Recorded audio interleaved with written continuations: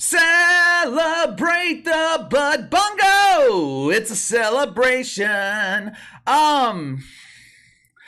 Where's all the celebrations this morning?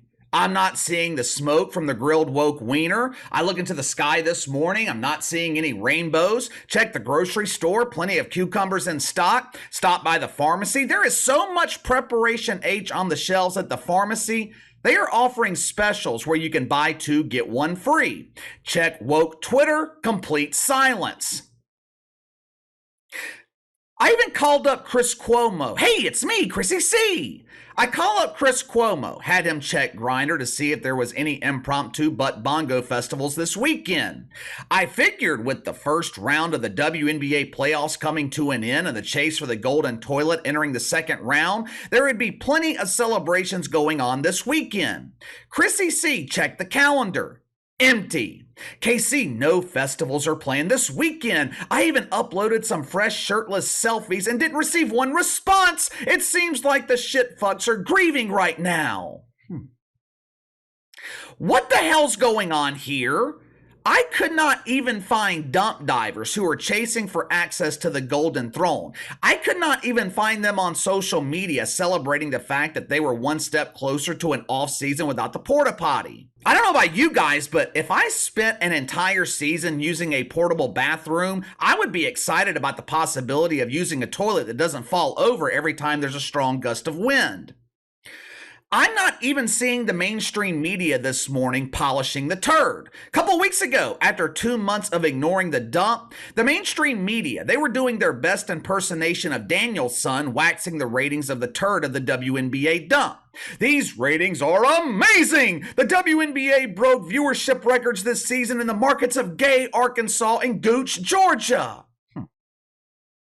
For a full week, ESPN was serving the shit sandwich. The media could not get enough of this illusion of success in the WNBA.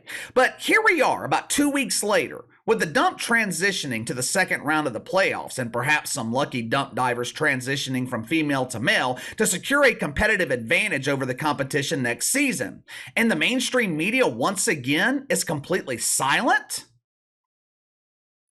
Actually, not everyone is silent. There is one participant who is doing her best to bring attention and awareness to the WNBA and to herself. Of course, she's not celebrating, she's complaining. Yesterday, veteran garbage woman Natasha Cloud, she submitted another complaint to the overflowing complaint box.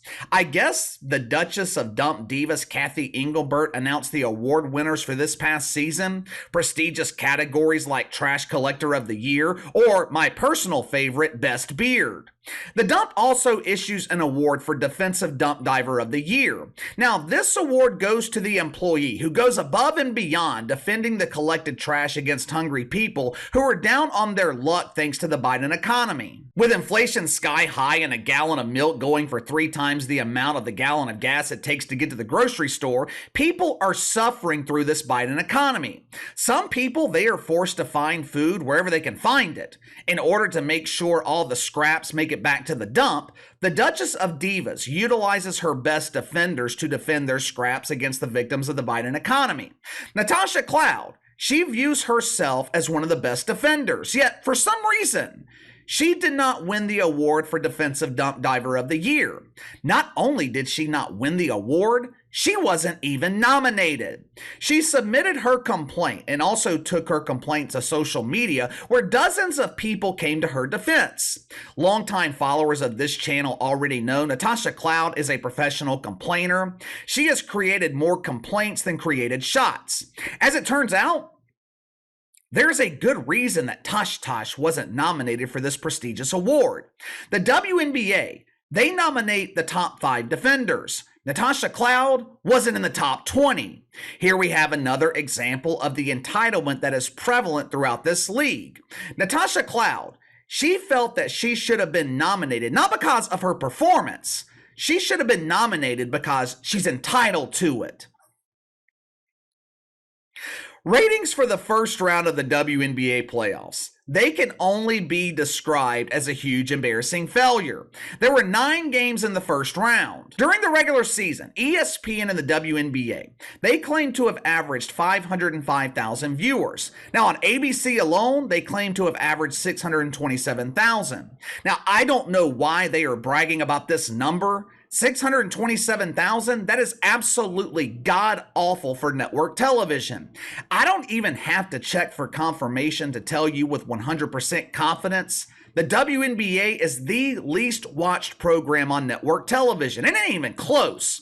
The Challenge, it's airing on CBS right now, usually airs on MTV or Paramount Plus depending on the season. The Challenge, I think it's averaging about 1.5 million viewers on CBS, and people, they're concerned with the ratings. They are concerned that the Challenge is not performing well on CBS. Now, the Dump, they are averaging about a third of that number, and they're boasting about it.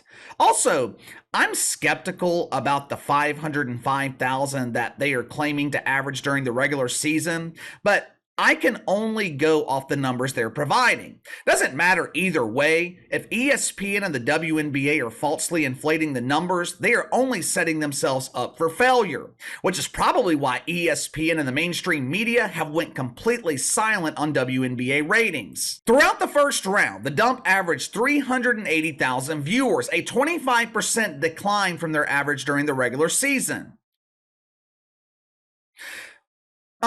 This doesn't make sense, right? Ratings are supposed to go up during the playoffs. Both Major League Baseball and the NBA, they see a massive spike in ratings during the postseason. And in both of those leagues, teams are competing for a trophy. They're not competing for access to the Golden Throne. In the WNBA, when the games being played are no longer meaningless and there's a golden prize at the end of the tournament, people seem to be less interested. Perhaps Cathy Engelbert should change the prize? Instead of participants chasing access to the Golden Throne, maybe she should give them access to the battery-powered Golden Cucumber. Contrary to what the mainstream media tells us, interest in the WNBA is clearly declining. And the thing is, interest can't get much lower. When your product on the court absolutely sucks, you have got to find other ways to market your league. Basketball is a sport unlike any other. In football and baseball, people follow teams. If you're a fan of the New York Yankees, you're going to follow the team whether Aaron Judge is playing for them or not. If you're a fan of the Dallas Cowboys and Dak Prescott gets traded, you're still a fan of the Dallas Cowboys. Matter of fact, you're probably a much happier fan since Dak Prescott is fool's gold. Basketball is different, though, because the casual fan, they follow players instead of teams. Fans of LeBron James, they followed him from Cleveland to Miami, back to Cleveland to Los Angeles. One thing the NBA has done a good job of in the past is marketing their players over teams. The NBA, they do a phenomenal job of marketing their players to the public. Now, the WNBA, they have tried to copy this strategy, but they are marketing the wrong players. Instead of promoting someone like Skylar Diggins-Smith, who I believe is a mother of 2 young children. Skylar Diggins-Smith is a rarity in the WNBA. She's a beautiful woman, a mother who's married to a man who was born with God-given male parts. He didn't have to go to the grocery store to shop for his cucumber. Skylar Diggins-Smith is a player that other women, other moms can relate to. If the WNBA is going to have a chance to succeed, they have got to capture the attention of women first. If women start watching the league, if women start attending games, it's possible that men will acquiesce and follow. Just think about it. How many times do you watch something on TV that you really don't want to watch just to please your wife or girlfriend, just to keep the peace and save an argument?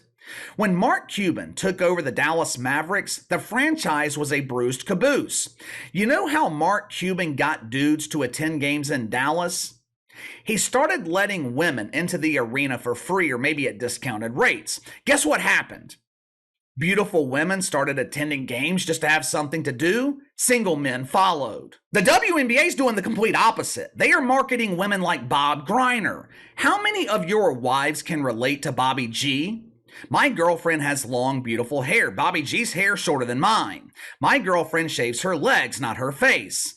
The WNBA markets women like Natasha Cloud. They market women who promote transgender involvement in sports. They market women who want to indoctrinate children. A league like the NFL, they can get away with this. I'm watching the Saints Monday night. ESPN, they were constantly showing this transgender cheerleader for the Carolina Panthers. Now, you think I turned the game off? No. We just had a good laugh at the stupidity and kept watching. The NFL, the NBA, they can get away with more because the product on the court is professional. That ain't the case in the WNBA. So you have to market your strengths. There are marketable players in the WNBA. There have been players in the past in this league that normal women could relate to. Players like Candace Wiggins or Maya Moore. But you know what they did to them?